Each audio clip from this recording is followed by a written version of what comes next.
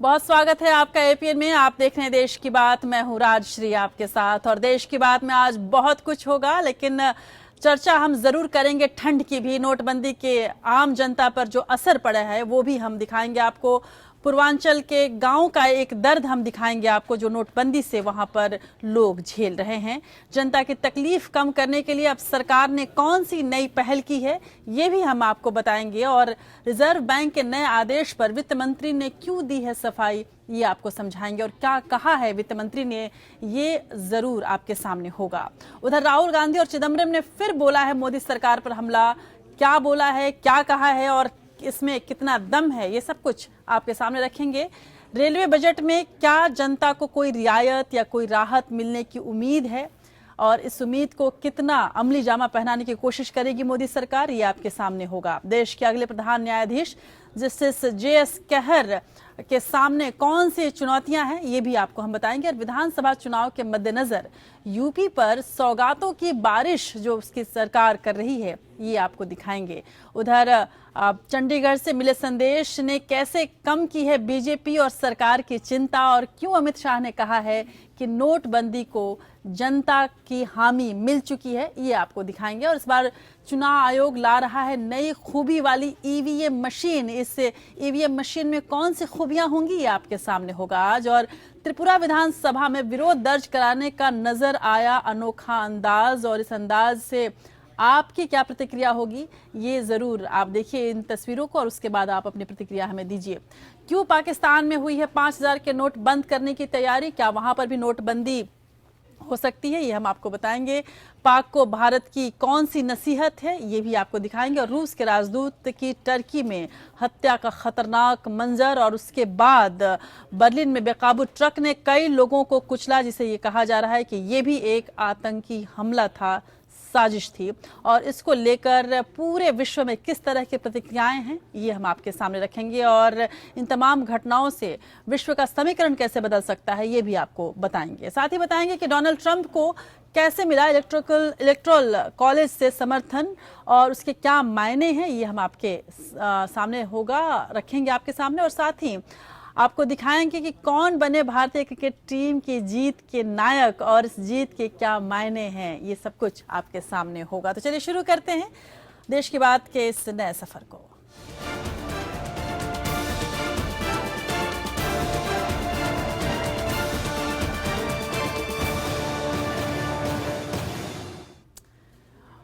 दो 2016 का अंतिम महीना है ये, और इसमें भी 20 दिन निकल चुके हैं। क्रिसमस के त्यौहार बस आने को है, और अगर बात क्रिसमस की हो तो सर्दियों का जिक्र होना लाजमी है। कश्मीर के अधिकतर इलाकों में जबरदस्त ठंड पड़ रही है, जहां रात का तापमान 0 से नीचे पहुंच गया है। वहीं लद्दाख के करगिल शहर में तापमान 0 से 9.2 डिग्री सेल्सियस नीचे रहा, जबकि लेह में इस सीजन की सबसे ज्यादा सर्दी रिकॉर्ड की जा रही है। मौसम विभाग के मुताबिक श्रीनगर में सोमवार रात तापमान -5.5 डिग्री सेल्सियस रिकॉर्ड किया गया। पहाड़ी इलाके लेह में ये तापमान -14 डिग्री सेल्सियस रहा। श्रीनगर में पर्यटकों का आकर्षण डल झील भी इस वक्त जम चुकी है, और सेना जो है हमारी वो सीमाओं पर अभी भी तैनात है। सियाचिन से लेके लेह लद्दाख तमाम सीमाओं पर हमारी सेना इतनी कड़ाके ठंड में भी तैनात है। कश्मीर में इस वक्त जो पानी के नल हैं वो भी जम चुके हैं, और पूरी डल झील एक तरह से मैदान बनी हुई है। कश्मीर के इन नज़ारों को देखिए, और उसके बाद खबरों की गर्मी की ओर भी बढ़ेंगे। सर्दियों का मौसम शुरू होने के साथ ही जम्मू कश्मीर में पारा नीचे गिरने लगा है, और बर्फबारी भी शुरू हो गई है। लद्दाख के लेह में सीजन की सबसे ज्यादा सर्दी रिकॉर्ड की गई। यहाँ तापमान 0 से करीब 14 डिग्री सेल्सियस तक नीचे गिर गया। पारा 0 डिग्री सेल्सियस के नीचे गिरने के चलते घाटी में कई इलाकों में पानी सप्लाई की लाइनें जम गई हैं। पानी सप्लाई के लिए बनाए गए टैंक भी जम गए हैं। जैसे आपको पता चल रहा है कि यहाँ आज -4, 5, 6 के आसपास जा रहा है। ये डल जो साइडों में है ये भी जमा हुआ है, और ठंड बहुत ज्यादा बढ़ रही है। मौसम विभाग के मुताबिक रविवार को लेह में न्यूनतम तापमान -13.8 डिग्री सेल्सियस दर्ज किया गया। इसके पहले शनिवार रात तापमान -12 डिग्री सेल्सियस था। जम्मू कश्मीर में सबसे ज्यादा ठंड लेह में पड़ रही है। जम्मू कश्मीर की राजधानी श्रीनगर में रविवार को सबसे कम तापमान -4.2 डिग्री सेल्सियस रिकॉर्ड किया गया। ये भी श्रीनगर में इस सीजन का सबसे कम टेम्परेचर है। शनिवार रात श्रीनगर में तापमान -4.9 डिग्री सेल्सियस था। सर्दी के सितम से उत्तर भारत भी अछूता नहीं है। उत्तर भारत में पड़ रहे घने कोहरे की वजह से रेलवे ने 15 जनवरी तक 78 ट्रेनों को रद्द कर दिया। खराब मौसम के चलते कई ट्रेनें घंटों देरी से चल रही हैं। Bureau report, APN. तो जम्मू कश्मीर में पारा 0 डिग्री से नीचे चला गया है। झीलें जम गई हैं और लोगों की जिंदगी भी बेहद मुश्किल से चल रही है। सीमावर्ती इलाकों में तैनात जवानों के लिए भी अगले कुछ महीने बेहद मुश्किल भरे रहने वाले हैं। दुर्गम और पहाड़ी इलाकों में देश की रखवाली कर रहे हमारे जवानों का जोश और जज्बा भी इस सर्दियों को काट रहे हैं। और पहाड़ी इलाकों में मौसम बदल गया है। सर्दी का सितम चारों तरफ जारी है, लेकिन इन सब के बीच नोटबंदी को लेकर दिल्ली में सियासी गर्मी इस वक्त पूरे शबाब पर है। नोटबंदी के बाद आम आदमी को हो रही मुश्किलों को ध्यान में रखते हुए सरकार अब डैमेज कंट्रोल एक्सरसाइज में जुट गई है। इसी के तहत सरकार ने डिजिटल पेमेंट को बढ़ावा देने के लिए छोटे कारोबारियों को टैक्स में छूट देने का ऐलान किया है और ये छूट लगभग 30% तक है। वित्त मंत्री अरुण जेटली ने इस बारे में ऐलान करते हुए कहा कि सरकार की कोशिश देश में ज्यादा से ज्यादा कैशलेस इकोनॉमी को बढ़ावा देने की है, ताकि भ्रष्टाचार और काले धन पर लगाम लगाई जा सके। वित्त मंत्री ने अपने संबोधन में ये भी कहा कि न केवल इतना ही बल्कि डिजिटल पेमेंट को बढ़ाने के लिए इस देश में कई तरह के उपाय किए जाएंगे। इसके अलावा जेटली ने कई मसलों पर सरकार का स्टैंड भी क्लियर किया। वित्त मंत्री अरुण जेटली ने छोटे कारोबारियों को राहत दी है। उन्होंने कहा कि 2 करोड़ के टर्नओवर पर मुनाफा 8% यानी कि 16 लाख रुपए माना जाता है। लेकिन अगर कोई कारोबारी डिजिटल लेन देन के जरिए व्यापार करेगा तो उसके लिए ये लिमिट घटाकर 6% यानी 12 लाख रुपए मानी जाएगी। यानी डिजिटल लेन देन पर कारोबारी को कम टैक्स देना होगा। छोटे व्यवसायिक को डिजिटल इकोनॉमी की तरफ वो जाए, इसमें एक अमेंडमेंट कल हम लोगों ने किया है। अगर वो कैश ट्रांजैक्शंस करता है तो उसकी इनकम जैसे 2 करोड़ रुपए पे 16 लाख होगी, और अगर वो डिजिटल मोड से करता है या चेक मोड से करता है तो उसकी इनकम 2 करोड़ की टर्नओवर पे केवल 12 लाख मानी जाएगी। वित्त मंत्री ने 5,000 रुपए से ज्यादा के पुराने नोटों को एक बार फिर जमा कराने के मुद्दे पर सफाई दी है। उन्होंने कहा कि लोगों के पास पुराने नोट हैं तो उसे 30 दिसंबर तक एक बार में जमा करें। बार बार जमा करेंगे तो शक पैदा होगा। So whoever has got old currency must go and deposit it in one go. Therefore, if somebody goes every day and deposits old currency, the same person, what suspicion does it raise? How is he getting it every day? वित्त मंत्री ने कहा कि नोटबंदी के वक्त 23 लाख करोड़ रुपए की करेंसी बाजार में थी। 500 और 1000 रुपए के पुराने नोट बंद करने से 15,44,000 करोड़ रुपए की करेंसी चलन से बाहर हुई। उन्होंने कहा कि आरबीआई के पास पर्याप्त नकदी मौजूद है, जिसकी सप्लाई में 30 दिसंबर के बाद भी कमी नहीं आएगी। Bureau report, APN. उधर बैंक कर्मियों के धांधली में शामिल होने के बढ़ते मामलों पर जेटली ने कहा कि पहले से सख्ती बरती जा रही है। बैंकों के साथ साथ जांच एजेंसियां भी ऐसे लोगों पर लगातार निगरानी रख रही हैं। काले धन की जानकारी सीधे भेजने के लिए सरकार ने खास ईमेल एड्रेस blackmoneyinfo@incometax.gov.in जारी किया है। सरकार को इस ईमेल एड्रेस पर 72 घंटों के अंदर भ्रष्टाचार से संबंधित करीब 4000 ईमेल अब तक मिल चुके हैं, ऐसा वित्त मंत्री ने बताया है। वित्त मंत्रालय इस ईमेल एड्रेस पर मिल रही प्रतिक्रियाओं से काफी उत्साहित है। उधर नोटबंदी के बाद से सरकार लगातार नियमों में जो बदलाव कर रही है, सरकार ने 100 से ज्यादा बार अब तक नियम बदले हैं। इसे लेकर विपक्ष उस पर हमलावर है। कांग्रेस उपाध्यक्ष राहुल गांधी ने बार बार बयान बदलने को लेकर प्रधानमंत्री नरेंद्र मोदी पर एक बार फिर से निशाना साधा है। उन्होंने कहा है कि पीएम की बातों में कोई वजन नहीं है, क्योंकि वो बार बार नियम बदल रहे हैं। राहुल ने तंज सरकार के उस ताजा बयान पर कसा है जिसमें सरकार ने कहा था कि 5,000 रुपए से ज्यादा के पुराने नोट सिर्फ एक बार बदले जा सकते हैं। हालांकि इसे लेकर वित्त मंत्री अपनी सफाई दे चुके हैं। प्रधानमंत्री के शब्दों में वजन होना चाहिए। प्रधानमंत्री ने कहा था कि 30 दिसंबर तक आप अपना पैसा बदल सकते हो। सरकार ने कल कहा कि नहीं, आप 30 दिसंबर तक नहीं बदल सकते हो। तो नरेंद्र मोदी जी के जो शब्द हैं उनमें कोई वजन नहीं बचा है, वो खोखले हैं। और आने वाले समय में हम आपको दिखाएंगे, अच्छी तरह दिखाएंगे उनके शब्द कैसे खोखले हैं। अब प्रधानमंत्री की बातों में कितना वजन है ये तो जनता बताएगी, लेकिन जैसा कि हमने आपको बताया बुलेटिन की शुरुआत में ही कि ठंड बढ़ गई है और प्रधानमंत्री का 8 नवंबर को किया गया 50 दिन का वादा पूरा होने को आने वाला है। पर नोटबंदी को लेकर लोगों की समस्याएं जस की तस बनी हुई हैं। एपीएन ने लोगों की तकलीफ और सरकार के दावों की हकीकत जानने के लिए एक रियलिटी चेक फिर से किया। एपीएन की टीम ने उत्तर प्रदेश के कुशीनगर के एक गाँव में नोटबंदी से उपजे हालात का जायजा लिया और आलम यह है कि जनता भी नोटबंदी की मार से कराह रही है और पीएम मोदी से एक ही सवाल पूछ रही है कि पीएम साहब कब सुनोगे विनती हमारी। लेकिन साथ ही अब इन बदले हुए हालात में इस बात से जरूर उम्मीद जगी है जब प्रधानमंत्री मोदी ने कहा है कि 50 दिनों तक जरूर हमारी स्थिति जो है वो बेहद खराब है और कभी समस्याएं बढ़ रही हैं, कभी छोटी हो रही है, लेकिन धीरे धीरे ये समस्याएं खत्म होंगी। अब लोगों को उम्मीद प्रधानमंत्री के इसी बात से है। 50 दिन मेरी मदद करें। 50 दिन पूरे होने में अभी एक हफ्ता पूरा बाकी है, लेकिन लोगों की परेशानी खत्म होने का नाम नहीं ले रही। कुशीनगर में भी लोग पैसे के चक्कर में बैंकों के बाहर लाइन में लगे रहते हैं, लेकिन कमोबेश हर जगह की तरह उन्हें यहां भी खाली हाथों से ढलता सूरज देखना पड़ता है। और कल के सुनहरे सूरज की आस में लोग प्रधान सेवक की बातों पर एक बार फिर विश्वास कर घर लौट आते हैं। लेकिन अब ये सवाल धीरे धीरे उठने लगा है कि आखिर ये सिलसिला कब तक। आज मान लीजिए 3 दिन आएंगे, फिर जाएंगे तो तब तक हमारा खेती पिछड़ जाएगा। 17 दिन हो गए, 1000 नहीं मिला, उतना नहीं मिला। हाँ, 1000 नहीं मिला। गरीब आदमी हम लोग आके यहाँ लाइन में खड़े रहते हैं, फिर शाम को घर चल जाते हैं। हम तो 2000 का आज विड्रॉल भरे हैं, बोल रहे हैं कि अगले हफ्ते में मिलेगा पैसा। आधी आबादी को बराबरी का दर्जा देने की शिद्दत कहीं हो या ना हो, लेकिन बैंकों की लाइन में पूरी तरह चरितार्थ दिखती है। महिलाएं भी बच्चों को गोद में उठाए और बुजुर्ग महिलाएं लाठियां टेकते हुए अपनी बारी का इंतजार कई पहर तक रोज करती हैं।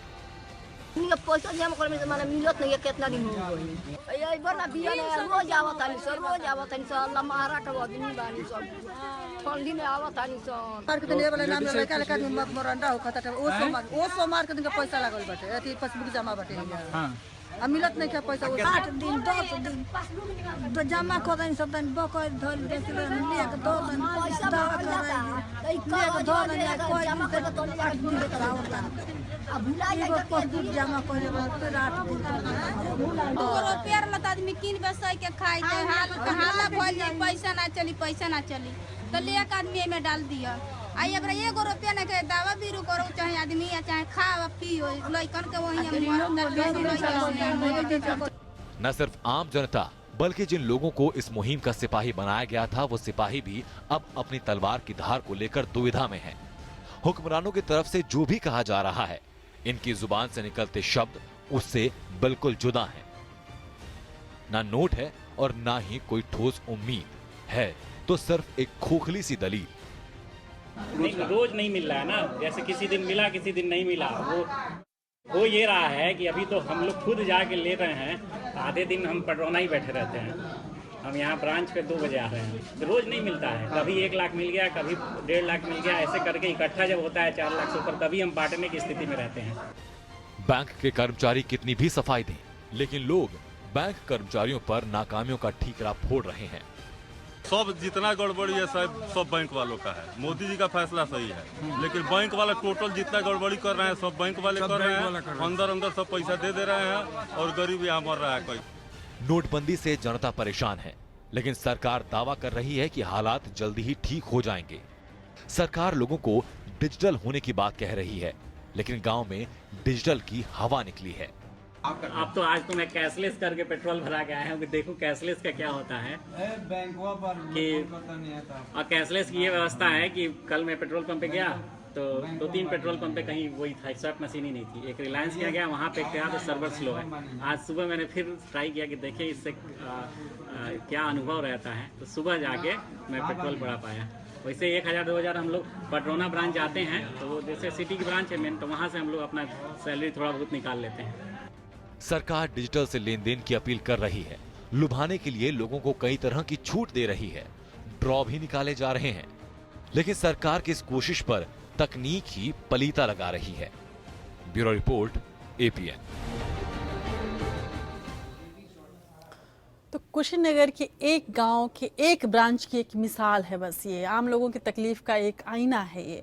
नोटबंदी से जहां लोगों को रोजमर्रा की जरूरतों को पूरा करना मुश्किल पड़ रहा है, बच्चों की पढ़ाई और इम्तिहान की फीस अदा करना तक नामुमकिन हो रहा है, वहीं काम धंधे रोजी रोजगार में भी एकदम जैसे ठप ही पड़ गए हैं सब कुछ। 50 दिन बाद अगर लोगों को नकदी निकालने पर पाबंदी हट जाती है तो भी गरीब तबके के लिए 2 वक्त की रोटी कमाना बहुत दूभर साबित होगा। लेकिन फिर भी प्रधानमंत्री मोदी के इस फैसले के साथ पूरी जनता है और इस बात का इंतजार कर रही है कि जैसा कि प्रधानमंत्री मोदी ने कहा है कि जल्द ही ये हालात सुधर जाएंगे और जनता को इस बात पर विश्वास भी है। इसीलिए आज भी लोग कतार में खड़े हैं और ये मान के चल रहे हैं कि धीरे धीरे समस्याएं जरूर खत्म होंगी।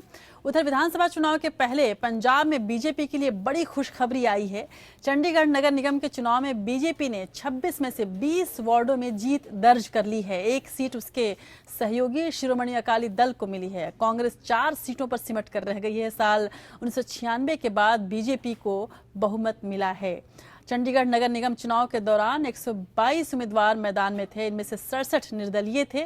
बीजेपी ने इस बार 22 सीटों पर चुनाव लड़ा था, उसे कल 57% वोट मिले। चुनाव 26 सीटों पर लड़ा गया और 9 सीट पर नॉमिनेटेड पार्षद होते हैं, 1 वोट सांसद का होता है। इस लिहाज से कुल 35 सीट होती है और बीजेपी अध्यक्ष अमित शाह ने शायद इसीलिए कहा है कि यह जीत बताती है कि लोगों ने नोटबंदी के फैसले को पास कर दिया है। यानी कि नोटबंदी को लेकर चाहे जो भी दुख दर्द आम जनता को हो रही है, लेकिन प्रधानमंत्री मोदी की जो नीयत है उसके साथ आम जनता है। और पंजाब में विधानसभा चुनाव के ठीक पहले बीजेपी के लिए जीत बड़े मायने रखती है। नोटबंदी के फैसले के बाद लगातार सबसे पहले 5 राज्यों के उपचुनाव, उसके बाद में महाराष्ट्र के नगर स्थानीय इकाइयों के चुनाव, उसके बाद में राजस्थान के चुनाव और आज चंडीगढ़ के चुनाव में देश की जनता ने, चंडीगढ़ की जनता ने भारतीय जनता पार्टी का हृदय से समर्थन किया है। उधर बीजेपी को आशंका थी कि कहीं नोटबंदी से हो रही तकलीफ लोगों को नाराज न कर दे। खासकर पंजाब में विधानसभा चुनाव होने वाले थे और कांग्रेस इन हालात में अपने लिए बढ़िया मौका देख रही थी। यही वजह है कि चुनाव प्रचार में दोनों ही मुख्य दलों ने पूरी ताकत के साथ प्रचार किया था। कांग्रेस ने जहां लोगों को नोटबंदी से हो रही दिक्कतों का मुद्दा बनाया था, वहीं बीजेपी नेताओं ने इसके फायदे वहां जाकर गिनाए थे। बीजेपी ने किरण खेर और अनुराग ठाकुर जैसे बड़े चेहरों को यहाँ प्रचार में उतारा था। वहीं कांग्रेस ने वरिष्ठ नेता पवन बंसल को पार्टी को जिताने की जिम्मेदारी सौंपी थी और इसमें कोई शक नहीं कि बीजेपी ने अपनी बात लोगों तक पहुंचाने में सफलता हासिल की। और उधर वित्त मंत्री अरुण जेटली ने संकेत दिए हैं कि इस बार का आम बजट राज्यों में होने वाले विधानसभा चुनावों और नोटबंदी के असर को ध्यान में रखकर तैयार नहीं किया जाएगा। उन्होंने कहा है कि सरकार का सारा जोर बुनियादी ढांचे को ठीक करने पर है, यानी कि चाहे रेलवे बजट हो चाहे आम बजट हो, उसमें बहुत ज्यादा राहत की उम्मीद नहीं की जा सकती। अगर आप उम्मीद कर रहे हैं कि नोटबंदी की मुश्किलें झेलने के बाद इस बार सरकार बजट में कुछ रियायतें देने जा रही है, तो आपको ये सुनकर धक्का लगेगा कि आने वाला बजट लोक लुभावन नहीं होगा। नोटबंदी और अगले साल कई राज्यों में होने वाले चुनाव को देखते हुए इस बात के कयास लगाए जा रहे थे कि मोदी सरकार इस बार के बजट में आम लोगों को कुछ राहत दे सकती है। वित्त मंत्री ने संकेत दिए कि इस बार के रेल बजट में कोई लोक लुभावन घोषणाएं नहीं की जाएंगी। करीब 1 महीने बाद अरुण जेटली आम बजट पेश करेंगे। देश के इतिहास में कई साल बाद ऐसा मौका होगा जब रेल बजट अलग से पेश नहीं किया जाएगा, बल्कि ये आम बजट का ही हिस्सा होगा। वित्त मंत्री अरुण जेटली ने रेलवे के रोड मैप पर चर्चा की। मौजूदा वक्त में भारतीय रेलवे को यात्री टिकट पर यात्रा की लागत के रूप में सिर्फ 57% रकम प्राप्त होती है। यानी अगर रेलवे यात्रा की लागत पर 100 रुपए की रकम खर्च करती है तो उसे यात्रियों की तरफ से सिर्फ 57 रुपए मिलते हैं। बाकी की रकम पर सरकार सब्सिडी देती है। इस घाटे को पूरा करने की मंशा जताते हुए वित्त मंत्री ने संकेत दिए कि सरकार इस बार लोक लुभावन उपायों से बचने का प्रयास करेगी। रेलवे स्टेशन के बुनियादी ढांचे में सुधार लाने पर ध्यान केंद्रित होगा। Bureau report, APN। तो अब जैसा कि हम थोड़ी देर पहले बात कर रहे थे नोटबंदी की और बजट की, तो इसका कितना असर यूपी चुनाव पर पड़ेगा ये तो मतदाता तय करेंगे। लेकिन चुनावी मौसम में राज्य को सौगातें देने का जो दौर है वो जारी है। मुख्यमंत्री अखिलेश यादव ने आज करीब 60,000 करोड़ की परियोजनाओं का लोकार्पण और शिलान्यास किया। हालांकि विपक्ष ने इसे चुनावी स्टंट बताया है और इस बीच नितिन गडकरी भी इलाहाबाद में थे और उन्होंने भी जनता को कई तोहफे दिए। विधानसभा चुनाव से पहले सूबे को तमाम तरह की योजनाओं की सौगात देने का मुख्यमंत्री अखिलेश यादव का सिलसिला थमा नहीं है। मुलायम सिंह यादव के जन्मदिन पर आगरा लखनऊ एक्सप्रेसवे के उद्घाटन से शुरू हुए कार्यक्रम अभी तक खत्म नहीं हुए हैं। इन सभी समारोहों में अखिलेश एक ही बात पर जोर दे रहे हैं कि विकास उनकी पहली और आखिरी प्राथमिकता है। अखिलेश ही नहीं बल्कि प्रधानमंत्री मोदी भी अपने यूपी दौरे पर कहते नहीं थकते हैं कि देश का विकास तभी हो सकता है जब यूपी का विकास होगा। शायद यही वजह है कि आचार संहिता लागू होने से पहले अखिलेश हर लम्हे का भरपूर फायदा उठाना चाहते हैं। एक तरफ तो समाजवादी लोग हैं जो काम कर रहे हैं और वहीं दूसरी ताकतें हैं जो समाजवादियों को रोकना चाहते हैं। हम तो कह सकते हैं कि हमारा काम बताने को नहीं है, लोग जानते हैं पहले से। हमारे तमाम साथी कहते हैं कि काम बोलता है। मुख्यमंत्री अखिलेश यादव को इस बात का समर्थन भी मिला और वो भी कांग्रेस से, जिसके साथ वो चुनावी पेंग बढ़ाने के संकेत देते रहे हैं। देखिए, होता क्या है कि हर सरकार का मुख्यमंत्री कोशिश ये करता है आखिरी दिनों में कि कोई हमारा काम छूट ना जाए और हम पाला कैसे छू लें। जैसे कबड्डी का प्लेयर जीतने के लिए कबड्डी कबड्डी कबड्डी करके आखिरी पाला आखिरी दम तक छूता है, तो उसी तरह माननीय मुख्यमंत्री जी भी इस तरह की बात कर रहे हैं और मैं इसे गलत नहीं मानता। विकास के रास्ते पर चल चुके अखिलेश अब पीछे देखने को तैयार नहीं है, तो वहीं विपक्ष उनके ऐलानों को महज दिखावा बता रहा है। बीएसपी और बीजेपी दोनों ही दलों का कहना है कि अखिलेश का काम कुछ नहीं बोल रहा है और वो सिर्फ दिखावा कर रहे हैं। विपक्षियों का कहना है कि अखिलेश आधी अधूरी परियोजनाओं का लोकार्पण कर जनता को भ्रमित करने की फिराक में है। बेरोजगारी बढ़ रही है, वायदे बहुत किए गए और हालत ये है कि चुनावों को देखते हुए आधे अधूरे प्रोजेक्ट्स को शिलान्यास किया जा रहा है, लोकार्पण किया जा रहा है। सोमवार को करुण नायर के तिहरे शतक ने इंग्लैंड को हैरान और परेशान कर दिया था, तो मंगलवार को अखिलेश यादव ने विपक्ष को हैरान परेशान करने की कोशिश की। करुण नायर तो भारतीय टीम के लिए मैच विनर बन गए, लेकिन अखिलेश की अपनी टीम यानी सपा के लिए मैच विनर साबित होंगे, ये देखने वाली बात होगी। अनामिका सिंह के साथ खुर्रम निजामी, APN, लखनऊ। लेकिन ऐसा नहीं है कि शिलान्यास और लोकार्पण में सिर्फ अखिलेश यादव ही व्यस्त हैं। सड़क परिवहन मंत्री नितिन गडकरी ने इलाहाबाद में कई परियोजनाओं का शिलान्यास आज किया। करीब 600 करोड़ की लागत से नेशनल हाईवे 96 के प्रतापगढ़ से इलाहाबाद बाईपास तक 4 लेन सड़क भी शामिल है। 1800 करोड़ की लागत से NH 96 के फाफमाऊ इलाहाबाद गंगा नदी और मौजूदा 2 लेन सेतु के समानांतर नदी 6 लेन सेतु परियोजना का शिलान्यास भी आज किया गया। नितिन गडकरी 21 दिसंबर को फैजाबाद में रहेंगे और फैजाबाद को 1000 करोड़ की योजनाओं की सौगात देने वाले हैं वो। और इसी कार्यक्रम में नितिन गडकरी ने उत्तर प्रदेश को लेकर एक अहम बात कही है। उन्होंने कहा है कि यूपी का विकास इसलिए नहीं हो पा रहा क्योंकि यहाँ विकास की बात नहीं होती है, यहाँ तो जाति की बात होती है। जबकि हम रेस्टोरेंट और क्लिनिक में जाने पर वहाँ कर्मचारियों और डॉक्टरों की जाति नहीं पूछते, बल्कि उनकी काबिलियत देखते हैं। उन्होंने कहा कि इसके उलट चुनाव में हम जाति देखकर वोट देते हैं। ऐसे में विकास कैसे हो सकता है? यूपी के लोगों को अपनी मानसिकता बदलनी होगी। यदि ऐसा हो सका तो यूपी देश में नंबर 1 पर पहुंच सकता है। चलिए त्रिपुरा की विधानसभा के एक ऐसे वाकये का जिक्र कर लेते हैं जिसे जानकर आपको हैरानी होगी। त्रिपुरा की विधानसभा में उस वक्त भागा दौड़ी हो गई जब टीएमसी विधायक सुदीप राय बर्मन अचानक स्पीकर के सामने की मेस यानी सिंबल ऑफ अथॉरिटी को उठाकर भागने लगे। विधायक को ऐसा करने के साथ ही विधानसभा में चारों ओर हंगामा होने लगा। इतना ही नहीं, विधायक का पीछा करने के लिए उनके पीछे भी कई नेता भागे।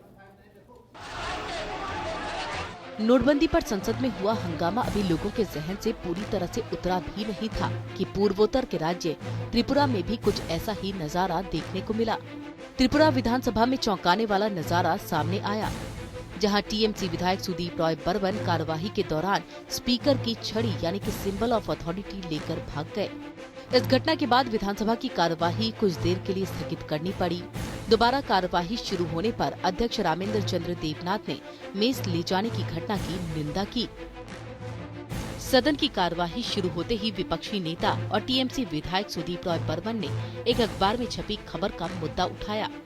खबर वन मंत्री नरेश जमातिया पर लगे निजी आरोपों पर थी।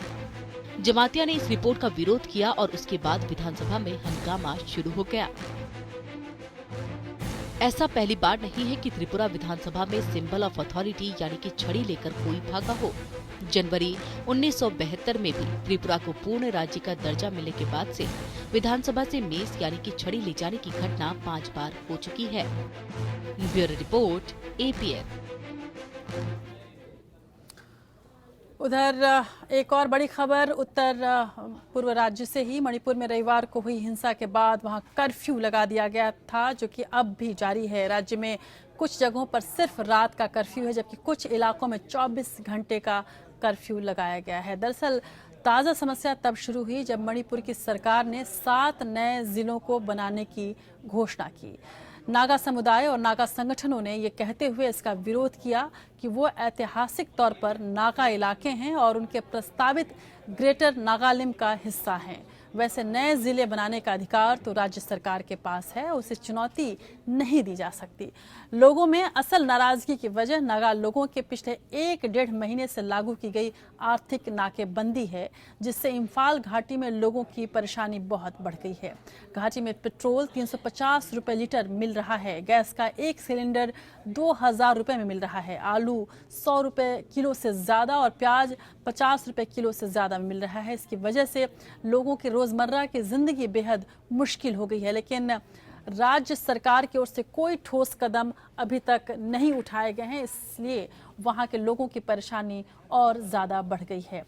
दरअसल नगा मणिपुर में काफ़ी छोटे समुदाय में हैं, छोटे प्रतिशत में है, लेकिन फिर भी उनका जो प्रभाव है वो काफ़ी ज़्यादा है। कुछ ऐसे पहाड़ी हैं जहां पर केवल नगा समुदाय के लोग ही हैं और वो हमेशा से ग्रेटर नागालैंड या नागालिम बनाने की एक विचार रखते हैं। और उसी को लेकर जब मणिपुर सरकार ने 7 नए ज़िले बनाने की घोषणा की गई और जिसमें से कुछ पहाड़ी ऐसे भी हैं जहां पर बहुतायत में नगा वासी रहते हैं और उन्होंने वहां के इस सरकार के इस फैसले का विरोध करना शुरू कर दिया है और उसके बाद से लगातार घाटी में हिंसा का दौर जारी है।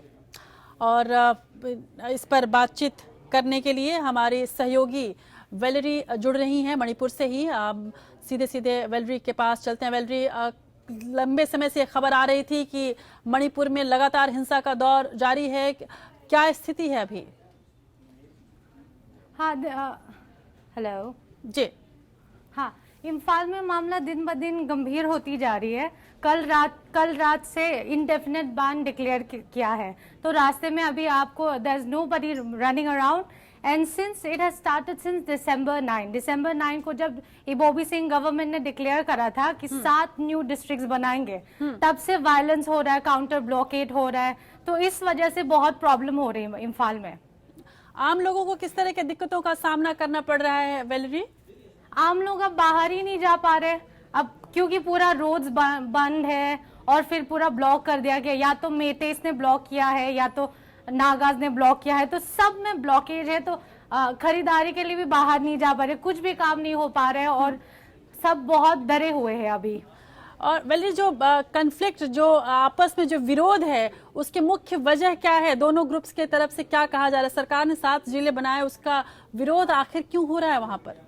ये है कि हिल पीपल डिवाइडर है, हिल पीपल और वैली पीपल। तो हिल पीपल ये बोल रहे हैं कि उन लैंड में राइट्स बस उनका ही है, वैली पीपल बाद में आए हैं तो पूरा लैंड राइट्स जो है वो उनका ही होगा। तो इसीलिए हिल पीपल मना कर रहे हैं कि डिस्ट्रिक्ट भी मत बनाओ, और जब वैली पीपल बोल रहे हैं कि नहीं हम 1957 से यहाँ पे है तो हमारा भी पूरा हक बनता है, तो इस वजह से मेन प्रॉब्लम हो रही है। और कल रात से रिपोर्ट आ रही है कि प्राइम मिनिस्टर ने इस बात पे बैठक भी की है और शायद प्रेसिडेंट्स रूल भी हो सकता है मणिपुर में। प्रेसिडेंट रूल लगाने की बात चलिए। बहुत बहुत शुक्रिया वेलरे इस पूरी जानकारी के लिए। उधर हाल में होने वाले पंजाब चुनाव में चुनाव आयोग एक नया प्रयोग करने जा रहा है। मुख्यमंत्री प्रकाश सिंह बादल समेत सभी वीवीआईपी उम्मीदवारों के विधानसभा क्षेत्रों को voter verified paper audit trail यानी वीवीपैट मशीन से कवर किया जाएगा। यानी वोट डालने के बाद मतदाता ये देख सकेगा कि उसका वोट उसी उम्मीदवार को गया या नहीं जिसे उसने वोट डाला है। पंजाब में बढ़े हुए राजनीतिक तापमान को देखते हुए चुनाव आयोग ने ये फैसला लिया है। पंजाब में राजनीतिक पार्टियों के बीच मचे घमासान और पारदर्शी तरीके से मतदान करवाने के लिए चुनाव आयोग ने सभी वीवीआईपी प्रत्याशियों के चुनाव क्षेत्र में सभी बूथों पर वीवीपैट लगवाने का फैसला किया है। दरअसल आयोग ने अपनी नीति में बदलाव किया। पहले ये फैसला किया गया था कि सभी जिलों के मुख्यालय के एक हलके में वीवीपैट मशीनें लगाई जाएंगी। इसके तहत 22 हलकों में वीवीपैट लगाना तय हुआ था। नए फैसले के मुताबिक अब मुख्यमंत्री, उप मुख्यमंत्री सहित तकरीबन सभी मंत्रियों के हलके इसके दायरे में आएंगे। पहले तय था कि श्री मुख्तर साहिब जिले में जिला मुख्यालय में वीवीपैट मशीनें लगाई जाएंगी, लेकिन इसमें मुख्यमंत्री का हलका लंबी शामिल नहीं था। इसी प्रकार फाजिलका जिले में फाजिलका विधानसभा में मशीन लगाई जानी थी, लेकिन अब उप मुख्यमंत्री के हलके जलालाबाद में भी मशीनें लगेंगी। नए फैसले को ध्यान में रखते हुए मुख्य चुनाव अधिकारी के कार्यालय ने चुनाव आयोग से 7,000 अतिरिक्त मशीनों की डिमांड भेज दी है। इनके जल्दी पंजाब पहुंचने की संभावना है, जबकि 2,000 मशीनें पहले ही पंजाब आ चुकी हैं। आयोग ने उम्मीद जताई कि नए फैसले से आम लोगों में मतदान के प्रति विश्वास बढ़ेगा और आरोप प्रत्यारोप की संभावनाएं भी खत्म हो जाएंगी। Bureau report, APN। और आइए एक बार फिर से आपको बताते हैं कि क्या है आखिर voter verified paper audit trail machine. दरअसल ये voter verified paper audit trail machine electronic voting machine के साथ जोड़ दी जाती है। जब मतदाता EVM का बटन दबाता है तो वीवीपैट से एक पर्ची निकलती है। इसमें अंकित होता है कि उसने जिसे वोट दिया क्या वोट उसी को पड़ा है या नहीं। इसके बाद पर्ची मशीन के नीचे लगे बॉक्स में चली जाएगी। यानी मतदाता पर्ची केवल देख सकता है, पर्ची चुनाव आयोग के पास ही रहेगी। उधर यूपी उत्तराखंड समेत 5 राज्यों में, जिसमें कि पंजाब, मणिपुर और गोवा शामिल हैं, विधानसभा चुनाव की तारीखों का ऐलान क्रिसमस के पहले हो सकता है। और ये खबर APN ने सबसे पहले आपको दी थी कि चुनाव आयोग पूरी तरह से तैयारी कर रहा है कि 25 दिसंबर के पहले ही चुनाव की घोषणा कर दी जाए। चुनाव आयोग ने अधिसूचना जारी करने की तैयारी लगभग पूरी कर ली है। फरवरी के दूसरे हफ्ते में चुनावों के लिए मतदान का दौर शुरू हो सकता है। चुनावों को लेकर तमाम सियासी दल भी फुल एक्शन में हैं। सवाल है कि क्या इन चुनाव में नोटबंदी का ही मुद्दा छाया रहेगा, ये देखना दिलचस्प होगा। इस बीच उत्तर प्रदेश में जो बोर्ड के एग्जाम्स हैं, जो बोर्ड की परीक्षाएं हैं, उसे भी टाल दी गई थी, ये देखते हुए कि फरवरी में चुनाव हो सकता है। और चुनाव आयोग के तमाम अधिकारी इन 5 राज्यों के दौरे पर थे और अब सभी दिल्ली आ चुके हैं। और 22 दिसंबर तक जब वो दिल्ली में सभी अधिकारी धीरे धीरे करके पहुंच जाएंगे और तमाम अधिकारी आ जाएंगे, उसके बाद 22 या 23 दिसंबर को चुनाव आयोग चुनाव की घोषणा कर सकता है। देखिए रिपोर्ट। सबसे ज्यादा विधानसभा सीटों वाले राज्य उत्तर प्रदेश में सियासी सरगर्मी एकदम से तेज हो गई है। सियासी दलों और नेताओं का एक दूसरे पर हमला और जवाबी हमला खतरनाक रंग लेता जा रहा है। सीएम अखिलेश यादव 4 घंटे में 300 प्रोजेक्ट के शिलान्यास और लोकार्पण की झड़ी लगा रहे हैं। अपनी योजनाओं से जनता पर छाप छोड़ने की नेताओं की कवायद में ये तेजी इसलिए है क्योंकि चुनावी बिगुल अब बजने ही वाला है। माना जा रहा है कि चुनाव आयोग इसी हफ्ते 5 राज्यों के विधानसभा चुनावों की तारीखों का ऐलान करने वाला है। जिन राज्यों की चुनाव तारीखें सामने आएंगी उनमें उत्तर प्रदेश की 403 सीटें, उत्तराखंड की 70 सीटें, पंजाब की 117 सीटें, गोवा की 40 सीटें और मणिपुर की 60 सीटें शामिल हैं। इन चुनावों को लेकर सबसे बड़ा सवाल ये उठ रहा है कि क्या नोटबंदी का मुद्दा विकास के बाकी तमाम मुद्दों पर भारी पड़ जाएगा? क्या किसान और जवान से जुड़े मुद्दे नोटबंदी के सामने दरकिनार हो जाएंगे? सवाल इसलिए क्योंकि प्रधानमंत्री नरेंद्र मोदी भी अपनी रैलियों में नोटबंदी के अपने फैसले के फायदे बताने में जुटे हैं, तो विरोधी भी नोटबंदी को लेकर ही उन पर हमला बोलने में लगे हैं। 8 नवंबर को हमने नोटबंदी का निर्णय किया। आप जानते हैं कैसे कैसे लोगों के पसीने छूट गए। ऐसे दल भी हैं जो हर 15 दिन में सर्जिकल स्ट्राइक बदल देते हैं अपनी। कहां सर्जिकल स्ट्राइक, किस रूप में, क्या क्या बता रहे थे। वहीं उन्होंने कहा कि नोटबंदी को लेकर के भी आपके सामने है। जो गरीब लोग हैं, मेहनतकश लोग हैं, मध्यम वर्गीय लोग हैं और खासकर जो किसान लोग हैं, तो इनकी हालत बहुत ज्यादा खराब है नोटबंदी की वजह से। जिन 5 राज्यों में चुनाव होने वाले हैं उनमें से अभी गोवा और पंजाब में बीजेपी और उसके गठबंधन की सरकार है। मणिपुर और उत्तराखंड में कांग्रेस सरकार चला रही है। वहीं यूपी में समाजवादी पार्टी सत्ता में है। नोटबंदी के करीब 10 दिन बाद हुए विधानसभा और लोकसभा के उपचुनावों में बीजेपी ने अपनी सीटों को बचाए रखा। महाराष्ट्र, गुजरात और राजस्थान के निकाय चुनावों में भी बीजेपी ने अपना दबदबा बनाए रखा। लेकिन माना यह जा रहा है कि नोटबंदी पर मोदी सरकार का असली इम्तिहान यूपी चुनावों में ही होगा। सवाल है, क्या चुनावों पर नोटबंदी का साया होने के चलते ही यूपी में अखिलेश अपनी साइकिल राहुल के हाथों के सहारे दौड़ाना चाहते हैं? लखनऊ से अनामिका सिंह के साथ ब्यूरो रिपोर्ट, एपीएन। और अब चलिए नजर डालते हैं नेशनल टॉप 5 खबरों पर। किर्गिस्तान के राष्ट्रपति अल्मज़बेक 18 से 21 दिसंबर तक भारत की यात्रा पर आए हुए हैं। हैदराबाद हाउस में प्रधानमंत्री नरेंद्र मोदी और किर्गिस्तान के राष्ट्रपति की मुलाकात हुई। द्विपक्षीय वार्ता के बाद अपने संबोधन में दोनों नेताओं ने आतंकवाद के मुद्दे पर साथ मिलकर काम करने की बात कही। दिल्ली के मुख्यमंत्री अरविंद केजरीवाल और उनके मंत्रियों ने 1.5 साल में करीब 1.25 करोड़ रुपए चाय स्नैक्स पर खर्च किए। बिजली पानी के बिल के रूप में भी करीब 18 लाख रुपए का भुगतान किया गया। ये जानकारी आरटीआई के जवाब में दिल्ली सरकार की प्रशासनिक शाखा ने दी है। सड़क परिवहन मंत्री नितिन गडकरी ने इलाहाबाद में 600 करोड़ रुपए की लागत से नेशनल हाईवे 96 के प्रतापगढ़ से इलाहाबाद बाईपास तक 4 लेन सड़क का शिलान्यास किया। 21 दिसंबर को नितिन गडकरी फैजाबाद में रहेंगे। मध्य प्रदेश की राजधानी भोपाल में राज्य आवास संघ के पूर्व अध्यक्ष और बीजेपी नेता सुशील वासवानी के घर और होटल पर इनकम टैक्स ने छापा मारा। लगातार मिल रही शिकायतों के बाद आयकर विभाग ने वासवानी के घर पर रेड मारी। आरोप है कि नोटबंदी के बाद वासवानी ने अपने अकाउंट में आय से ज्यादा पैसा जमा किया है। बॉलीवुड अभिनेत्री करीना कपूर ने मुंबई के ब्रीच कैंडी अस्पताल में बच्चे को जन्म दिया। उनकी डिलीवरी के वक्त सैफ अली खान के अलावा पूरा कपूर परिवार मौजूद था। सैफ और करीना ने अपने बेटे का नाम तैमूर अली खान रखा है।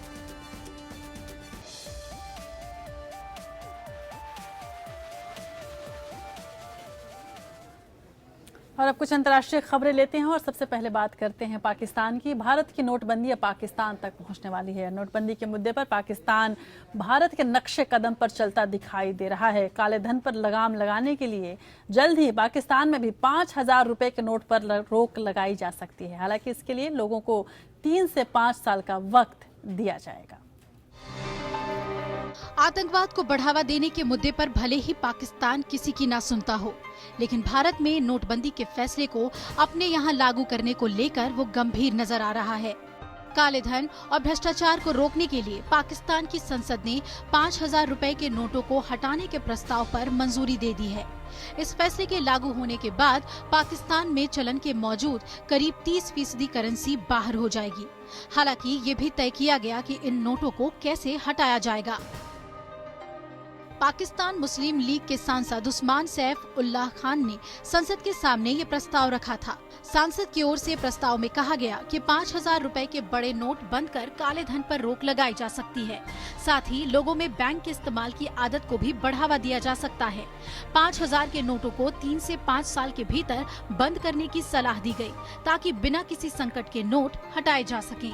पाकिस्तान के कानून मंत्री जाहिद हमीद के मुताबिक मौजूदा वक्त में 3.4 खरब नोट सर्कुलेशन में है और इनमें 1.02 खरब नोट 5,000 रुपए के हैं। इससे पहले वेनेजुएला में 11 दिसंबर को सबसे बड़े और ज्यादा चलने वाले 100 बोलीवर के नोट को बंद करने का ऐलान किया गया था। इस फैसले से कैश की भारी किल्लत हो गई। प्रदर्शन और पुलिस के साथ संघर्ष में एक शख्स की मौत हो गई, जिसके बाद सरकार को फैसला अस्थायी रूप से वापस लेना पड़ा था। वेनेजुएला में कुल करेंसी का 77% हिस्सा 100 बोलीवर के नोट में था। भारत में भी 8 नवंबर को 500 और 1000 रुपए के पुराने नोटों पर रोक लगा दी गई थी और लोगों को इसे बदलने के लिए 30 दिसंबर तक का वक्त दिया गया है। Bureau report, APN। उधर भारत संयुक्त राष्ट्र संघ में आतंकवादियों को पाकिस्तान के समर्थन के खिलाफ लगातार आवाज उठा रहा है। संयुक्त राष्ट्र में भारत के स्थायी प्रतिनिधि सैयद अकबरुद्दीन ने पाकिस्तान को अमन की राह पर चलने का मशवरा दिया। सैयद अकबरुद्दीन ने पाकिस्तान को कहा कि जैसा बोओगे वैसा ही काटोगे। पाकिस्तान, चीन और अमेरिका की राय में आतंकवाद की परिभाषा अलग अलग है, लेकिन भारत हमेशा से कहता रहा है कि आतंक का कोई मजहब नहीं होता, इसलिए सबको मिलकर आतंकवाद का विरोध करना चाहिए। संयुक्त राष्ट्र में भारत के परमानेंट रिप्रेजेंटेटिव सैयद अकबरुद्दीन ने पाकिस्तान से कहा है कि तुम जैसा बोओगे वैसा ही काटोगे। UN में भारत के परमानेंट रिप्रेजेंटेटिव सैयद अकबरुद्दीन ने तालिबान, अल-कायदा, हक्कानी नेटवर्क और उनके सहयोगी लश्कर-ए-तैयबा, लश्कर-ए-मोहम्मद को पड़ोसी देशों से मिल रही मदद की ओर इशारा किया। अकबरुद्दीन ने आतंकवादियों के शैडो सपोर्टर पर अंतर्राष्ट्रीय स्तर पर कार्रवाई के लिए दबाव बढ़ाते हुए ये बात कही। फारसी शायर रूमी की लाइनों का जिक्र करते हुए अकबरुद्दीन ने कहा, तुम जैसा बोओगे वैसा ही काटोगे। मेरे दोस्त, आपके पास जरा सी भी अक्ल है तो सिर्फ अमन का बीज बोएं। उन्होंने ये भी कहा, अफगानिस्तान में शांति स्थापित करनी है तो उसके पड़ोसी देश को उन ग्रुपों को सुरक्षित पनाहगाह मुहैया कराने से इनकार करना होगा जो आतंक फैला रहे हैं। सैयद अकबरुद्दीन ने मसूद अजहर के मामले में वीटो करने वाले चीन पर भी तंज कसा।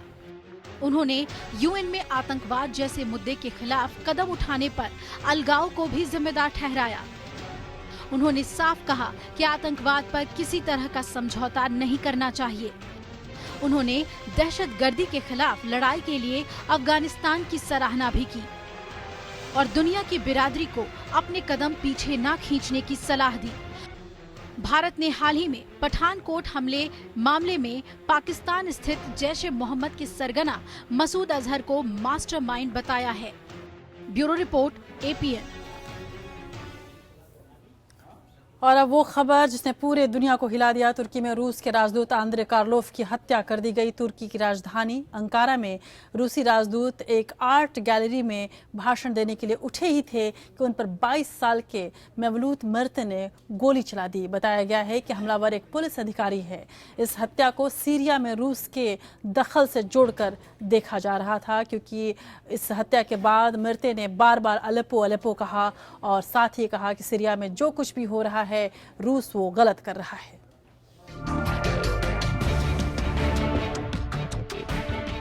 रूस के राजदूत आंद्रे कार्लोफ की सोमवार को अंकारा में उस वक्त गोली मार करके हत्या कर दी गई जब वो कला प्रदर्शनी देखने गए थे।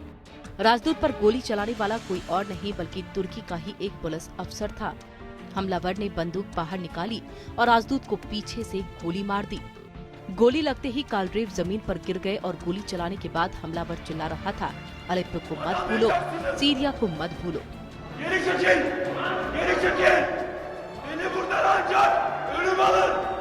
हमले के बाद मॉस्को में विदेश मंत्रालय ने कहा, अंकारा में एक हमले में रूसी राजदूत आंद्रे कार्लोफ घायल हो गए और कुछ ही देर के बाद उनकी मौत हो गई। इस मुद्दे को संयुक्त राष्ट्र सुरक्षा परिषद में उठाया जाएगा। आतंकवाद की जीत नहीं हो सकती। अंकारा के मेयर ने बंदूकधारी की पहचान तुर्की के पुलिसकर्मी के रूप में की है। कुछ दिनों पहले ही तुर्की ने सीरिया में रूस की भूमिका का विरोध किया था। हालांकि रूस और तुर्की फिलहाल तहस नहस हुए अलेप्पो शहर से नागरिकों को निकालने का काम मिलकर कर रहे हैं। वहीं रूस के राष्ट्रपति व्लादिमीर पुतिन ने कहा कि इसमें कोई शक नहीं है कि ये रूस और तुर्की के रिश्तों को खराब करने के लिए किया गया हमला है। साथ ही रूस, तुर्की, ईरान और कई देशों की तरफ से सीरिया में चलाई जा रही शांति प्रक्रिया को खत्म करने की कोशिश। सीरिया में चल रहे गृह युद्ध में रूस ने सीरियाई राष्ट्रपति बशर अल असद का साथ दिया। इस तरह रूस सीरियाई विद्रोहियों के खिलाफ कार्रवाई भी कर रहा है। इससे तुर्की में एक बड़ा तबका नाराज है और अपमानित महसूस कर रहा है। रूस के इस समर्थन को लेकर तुर्की में हाल ही में कई विरोध प्रदर्शन भी हुए, लेकिन ये हो सकता है कि हमलावर ने अकेले ही इस घटना को अंजाम दिया हो। आकांक्षा सिंह, APN। उधर तुर्की ने पिछले साल सीरिया के साथ लगती अपनी सीमा पर रूस का एक जेट विमान गिरा दिया था। तब से तुर्की की सरकार ने कार्लो को तलब कर अपने वायु क्षेत्र में रूसी विमान की घुसपैठ का आरोप लगाते हुए इस पर आपत्ति जताई थी। हाल ही में रूसी विमानों ने उत्तरी सीरिया में तुर्कमेन पर बम बरसाए थे। ये इलाका सीरिया के राष्ट्रपति बशर अल असद के विरोधी सेनाओं का गढ़ है। तब अंकारा ने कार्लो को समन कर मॉस्को को कड़ा संदेश भेजा था। रूस और तुर्की के बीच तनाव तब और बढ़ गया था जब रूस की ओर से आर्थिक संबंध तोड़ने की बात सामने आई थी। रूस के प्रति सीरिया में गुस्से का ही कार्लो की हत्या का वजह माना जा रहा है। रूसी राजदूत की इस तरह हत्या का ये तकरीबन 90 साल में पहला मामला है। इससे पहले पोलैंड में सोवियत राजदूत प्योटर वोयकोव को वारसा में 1927 में गोली मारकर हत्या कर दी थी। 19वीं सदी में तेहरान में भी रूसी दूतावास पर भीड़ के हमले से कवि और राजनयिक अलेक्जेंडर ग्रिवादोव की मौत हो गई थी। उधर जर्मनी की राजधानी बर्लिन के भीड़ भाड़ वाले क्रिसमस बाजार में एक बेकाबू ट्रक के घुसने से भयानक सड़क हादसा हो गया। हादसे में 12 लोगों की मौत हो गई जबकि 48 लोग जख्मी हो गए। पुलिस ने इस घटना को संदिग्ध आतंकवादी हमला बताया है। बर्लिन में हुए सड़क हादसे पर दुख जताते हुए जर्मनी के गृह मंत्री थॉमस दे मेजेरे ने मीडिया से कहा कि वो फिलहाल हमला शब्द का प्रयोग नहीं करना चाहते, लेकिन कई चीजें इस घटना को आतंकवाद से जोड़ रही हैं। बर्लिन पुलिस के प्रवक्ता ने बताया कि पर्यटकों के बीच लोकप्रिय मध्य स्क्वायर बाजार के फुटपाथ पर एक ड्राइवर ने ट्रक घुसा दिया, जिसके बाद मौके पर भगदड़ मच गई। कई जाने गई और बड़ी तादाद में लोग जख्मी हो गए।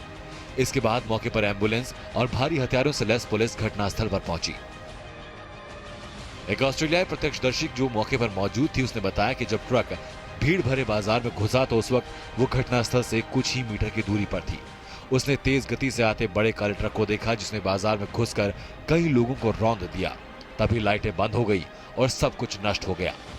बर्लिन के 2 प्रमुख समाचार पत्रों बर्लाइनर मॉर्गन पोस्ट और बर्लाइनर जेतुंग ने खबर दी कि ट्रक बाजार में प्रसिद्ध स्मारक केजर वेहलियम मेमोरियल चर्च के बाहर घुस गया। Bureau report, APN। उधर अमेरिका में राष्ट्रपति चुनाव के लिए हुई इलेक्टोरल कॉलेज की वोटिंग में भी रिपब्लिकन उम्मीदवार डोनाल्ड ट्रंप जीत गए हैं। अब पूरी तरह से तय हो गया है कि ट्रंप ही अमेरिका के 45वें राष्ट्रपति बनेंगे। इससे पहले पॉपुलर वोट के नतीजों में ट्रंप की जीत हुई थी। 20 जनवरी को ट्रंप राष्ट्रपति की शपथ लेंगे। इलेक्टोरल कॉलेज के जरूरी 270 वोट ट्रंप को मिले। इलेक्टोरल कॉलेज के नतीजे सामने आते ही वाइस प्रेसिडेंट चुने गए माइक पेंस ने ट्वीट करके ट्रंप को बधाई दी। डोनाल्ड ट्रंप के अमेरिका का राष्ट्रपति बनने का रास्ता पूरी तरह से साफ हो गया है। अमेरिका में राष्ट्रपति चुनाव के लिए हुई इलेक्टोरल कॉलेज की वोटिंग में भी डोनाल्ड ट्रंप जीत गए हैं। इस जीत के बाद ट्रंप का अमेरिका का 45वां राष्ट्रपति बनना तय हो गया है। ट्रंप को 538 में से इलेक्टोरल कॉलेज के जरूरी 270 वोट हासिल हो गए हैं। इलेक्टोरल कॉलेज में चुने गए 538 इलेक्टर्स वोटिंग करते हैं। ये वोट हाउस ऑफ रिप्रेजेंटेटिव्स की 438 और सीनेट की 100 सीटों के बराबर होते हैं। अमेरिका में हाउस ऑफ रिप्रेजेंटेटिव्स हमारी लोकसभा की तरह होती है। इसकी सभी 438 सीटों के लिए वोटिंग हुई है। सीनेट अमेरिका का उच्च सदन है, यानी भारत की राज्यसभा। किसी राज्य में कितने इलेक्टर्स होंगे ये वहाँ की जनसंख्या से तय होता है। ज्यादा जनसंख्या वाले राज्यों में ज्यादा इलेक्टर्स होते हैं। सबसे ज्यादा 55 इलेक्टर्स कैलिफोर्निया में है। इलेक्टोरल कॉलेज में चुने गए 538 इलेक्टर्स वोटिंग करते हैं। हाउस ऑफ रिप्रेजेंटेटिव्स की 438, सीनेट की 100 सीटों के बराबर। अमेरिका में हाउस ऑफ रिप्रेजेंटेटिव्स हमारी लोकसभा की तरह। सीनेट अमेरिका का उच्च सदन है, यानी भारत की राज्यसभा। किस राज्य में कितने इलेक्टर जनसंख्या से तय होता है। ज्यादा जनसंख्या वाले राज्यों में ज्यादा इलेक्टर्स होते हैं। सबसे ज्यादा 55 इलेक्टर्स कैलिफोर्निया राज्य में हैं। 8 नवंबर को ही पॉपुलर वोटिंग में हिलेरी क्लिंटन ने ट्रंप को 25 लाख से ज्यादा वोटों से हराया था, लेकिन ट्रंप के इलेक्टर्स ज्यादा जीते थे। ट्रंप के 306 इलेक्टर्स को जीत मिली है, जबकि हिलेरी को 232 इलेक्टर्स मिले थे। 6 जनवरी को अमेरिकी कांग्रेस का संयुक्त सत्र बुलाया जाएगा। इसी दिन राष्ट्रपति और उपराष्ट्रपति की जीत का आधिकारिक ऐलान होगा। 20 जनवरी को ट्रंप प्रेसिडेंट की शपथ लेंगे। Bureau report, APN. उधर अपने कार्यकाल में अमेरिकी राष्ट्रपति बराक ओबामा के साथ अच्छी दोस्ती निभाने वाले प्रधानमंत्री मोदी ने अब नवनिर्वाचित राष्ट्रपति डोनाल्ड ट्रंप से भी अच्छे संबंध बनाने की दिशा में प्रयास करने शुरू कर दिए हैं। इसी के तहत पीएम मोदी के करीबी समझे जाने वाले भारत के राष्ट्रीय सुरक्षा सलाहकार अजित डोभाल ने ट्रंप द्वारा नामित किए गए राष्ट्रीय सुरक्षा सलाहकार जनरल माइकल फ्लिन से मुलाकात की। वॉशिंगटन में एनएसए डोभाल और माइकल फ्लिन की मुलाकात में दोनों के बीच क्षेत्रीय और वैश्विक रणनीतिक मुद्दों और भारत अमेरिकी संबंधों को आगे बढ़ाने के रास्ते तलाशने को लेकर व्यापक स्तर पर चर्चा हुई। खबरों के मुताबिक बातचीत के दौरान फ्लिन ने मौजूदा समय में भारत के विकास और नेतृत्व की उसकी काबिलियत के प्रति सम्मान जताया। अमेरिकी एनएसए फ्लिन ने कुछ दिन पहले डोभाल से फोन पर बात की थी और उन्हें अमेरिका आने का न्योता भी दिया था। और कुछ अदालत की खबरों की ओर बढ़ते हैं और सबसे बड़ी खबर, जस्टिस जेएस केहर अगले साल 4 जनवरी को प्रधान न्यायाधीश के तौर पर पद की शपथ लेंगे। जस्टिस केहर की नियुक्ति के बारे में एपीएन ने सबसे पहले आपको खबर दी थी। करीब 8 महीने तक प्रधान न्यायाधीश रहने वाले जस्टिस केहर के सामने चुनौतियां कम नहीं होंगी। क्या चुनौतियां हैं, देखिए इस खास रिपोर्ट में। जस्टिस जगदीश सिंह केहर भारत के 44वें प्रधान न्यायाधीश होंगे। मौजूदा प्रधान न्यायाधीश जस्टिस टीएस ठाकुर ने 6 दिसंबर को चिट्ठी लिखकर उनके नाम की सिफारिश की थी और राष्ट्रपति प्रणब मुखर्जी ने 18 दिसंबर को उनके नाम को मंजूरी दे दी। जस्टिस खेहर देश के पहले सिख प्रधान न्यायाधीश होंगे।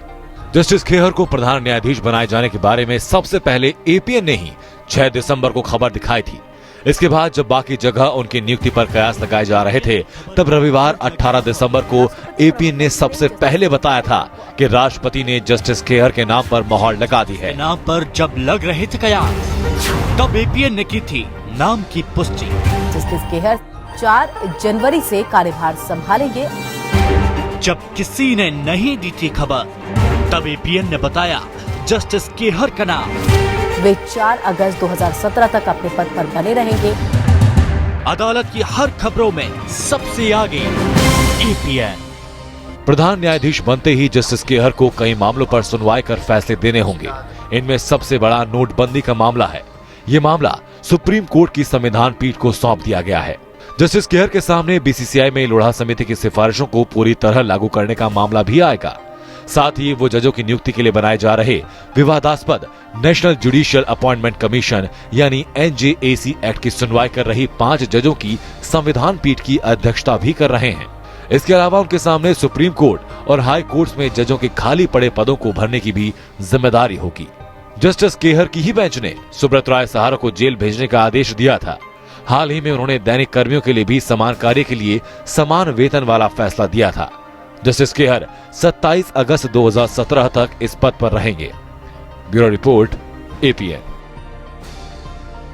उधर 20 से 30 दिसंबर तक 5000 से ज्यादा पुराने नोट नहीं बदलने के सरकार के नए आदेश के खिलाफ सुप्रीम कोर्ट में अर्जी दाखिल हुई है। अर्जी में मांग की गई है कि बैंकों में 5000 तक की रकम जमा करने के फैसले पर रोक लगाई जाए। नोटबंदी को लेकर जनहित याचिका दाखिल करने वाले संगम लाल पांडे ने सुप्रीम कोर्ट से जल्द सुनवाई की भी मांग की। अर्जी में यह भी कहा गया है कि 8 नवंबर को नोटिफिकेशन में सरकार ने कहा था कि 11 नवंबर से लेकर 30 दिसंबर तक पुराने नोट जमा कराए जा सकते हैं। अर्जी में कहा गया है कि किस कानून के तहत सरकार अपने ही आदेश को बार बार बदल सकती है। रिजर्व बैंक ने सोमवार को नोटिफिकेशन जारी किया था कि 30 दिसंबर तक 5000 रुपए से ज्यादा के 1000 और 500 रुपए के नोट एक ही बार में जमा किए जा सकते हैं। साथ ही बैंक के अधिकारियों के सामने इस बारे में सफाई भी देनी होगी। अब तक ये नोट क्यों नहीं जमा करवाए गए। हालांकि बाद में सरकार ने सफाई दी कि पुराने नोट जमा करवाते वक्त कोई पूछताछ नहीं की जाएगी।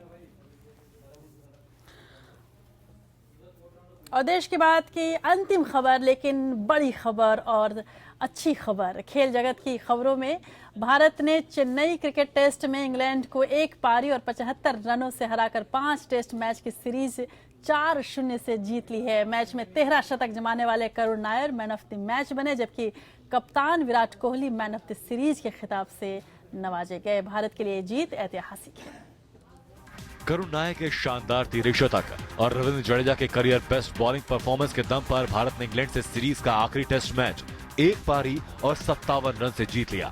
मैच के आखिरी दिन भारत की 282 रन की लीड का पीछा करते हुए इंग्लैंड की पूरी टीम अपनी आखिरी पारी में 207 रन पर आउट हो गई। भारत के लिए रविंद्र जडेजा ने दूसरी पारी में 48 रन देकर 7 विकेट झटके और मैच में 10 विकेट लिए।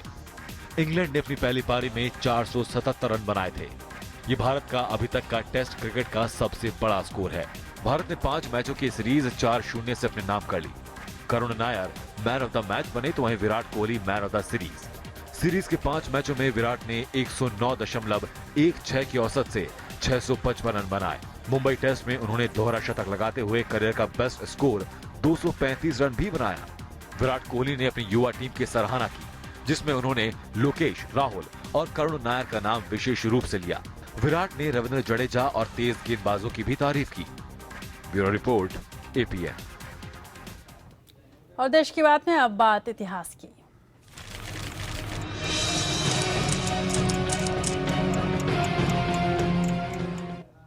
चलिए देखते हैं कि 20 दिसंबर किन कारणों से हमारे इतिहास में दर्ज है। 20 दिसंबर 1757 को भारत में ब्रिटिश साम्राज्य के संस्थापक रहे लॉर्ड क्लाइव को बंगाल का गवर्नर बनाया गया था और 20 दिसंबर 1959 में भारतीय गेंदबाज जस्सू पटेल ने कानपुर में ऑस्ट्रेलिया के खिलाफ 69 रन देकर 9 विकेट लिए थे। 20 दिसंबर 1963 में जर्मनी में बर्लिन की दीवार को पहली बार पश्चिमी बर्लिन वासियों के लिए खोला गया था। 20 दिसंबर 1988 में संसद ने 62वें संविधान संशोधन के माध्यम से मतदान करने की आयु 21 से घटाकर 18 साल करने संबंधी विधेयक को मंजूरी दे दी थी और 20 दिसंबर 1993 में भारत और यूरोपीय संघ के बीच ब्रसेल्स में सहयोग समझौते पर हस्ताक्षर किए गए थे। और अब हम बात करेंगे उस अदाकारा की जिसे हिंदी फिल्मों के महानायक दिलीप कुमार ने कभी सबसे बड़ी अदाकारा माना था। हम बात कर रहे हैं नलिनी जयवंत की, जिनकी आज पुण्यतिथि है। नलिनी जयवंत ने फिल्म इंडस्ट्री में अपनी शर्तों पर काम किया, लेकिन जिन फिल्मों में उन्होंने काम किया अपनी अदाकारी से वो अमिट छाप छोड़ गईं। नलिनी जब 6-7 साल की थीं तभी से नृत्य करने का उन्हें शौक था और वो ऑल इंडिया रेडियो पर बच्चों के कार्यक्रम में भाग लेने लगी थीं। बाद में पिता के एक मित्र के कहने पर फिल्मों में आई और छा गईं। नलिनी जयवंत 1950 के दशक में अत्यंत व्यस्त रहीं और लगभग 40 फिल्मों में उन्होंने काम किया।